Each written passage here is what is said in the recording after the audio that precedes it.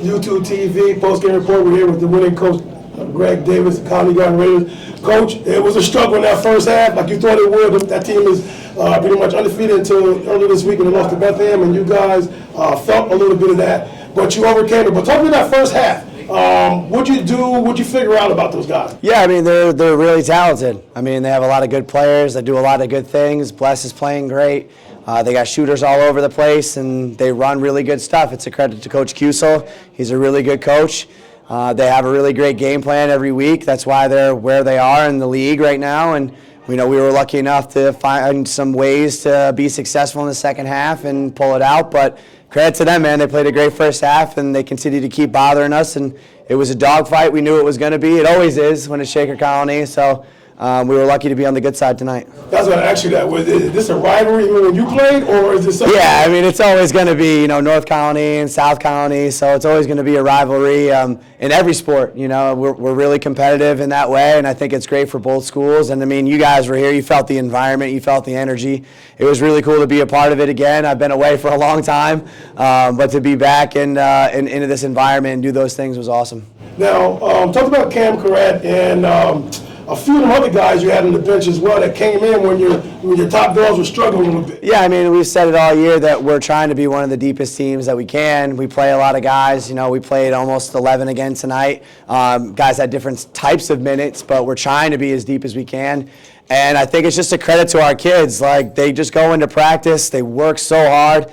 Cam had a great week. We kind of saw it coming a little bit, and then when he got open and hit that first one in the corner, he just took advantage and went off and running. And he works so hard to kind of get to this moment where he can be a role player for us and do what we need him to do. He accepts his role. He's gracious. He's a great kid, and I think like most of our team, pretty much all of our team, they understand that what we're trying to do is bigger than them, and they've just bought in, and they really just kind of dove in and we're successful because of it.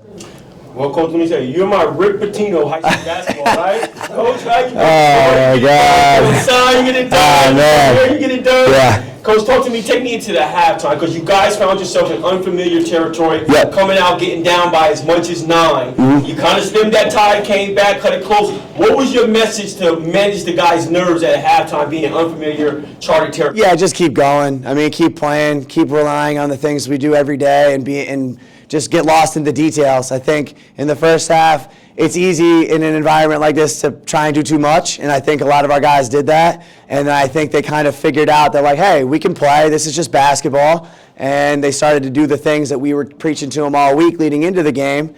And I think that's why we were successful. It was just kind of getting back to the fundamentals and playing Colony basketball. How do you manage the part? Because I felt that they were pressing tonight earlier. The main guys were pressing a little bit, but you let them work through it. Like, and it wasn't even like nothing frantic. You kind of kept your calm. Yeah, I mean, we're the adults, so we got to steady the ship a little bit, especially when you're dealing with high school kids. And I think having that calming force of like, it's okay, we'll figure it out. We're going to keep going and doing those things. That's just the teacher in me. That's just the teacher in Coach Pierre, my assistant coach, who's been great. It's just, we kind of just want to make sure that we're always in their corner, and they know that. And even if they're off struggling, that we can kind of bring them back and do the right things. Now, I thought you did something. You could tell me, was that the game plan?